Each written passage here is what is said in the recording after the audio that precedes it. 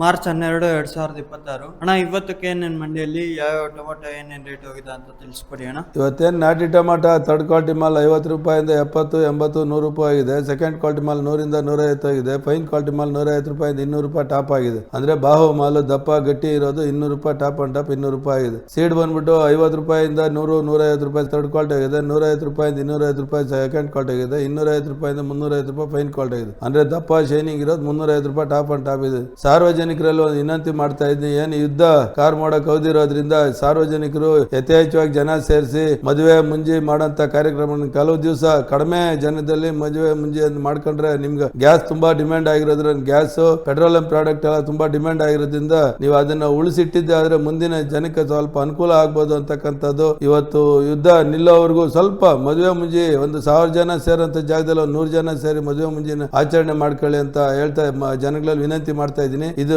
ಸರ್ಕಾರನು ಆದೇಶ ಮಾಡಿದೆ, ಅದ್ರ ಮೊದಲೇ ನಾವೇ ಎಚ್ಚೆತ್ಕೊಂಡು ಅದನ್ನ ಜಾರಿಗೆ ತಂದ್ರೆ ತುಂಬಾ ಒಳ್ಳೆಯದಂತ ಸಾರ್ವಜನಿಕರಲ್ಲಿ ವಿನಂತಿ ಮಾಡ್ತಾ ಇದ್ದೀನಿ.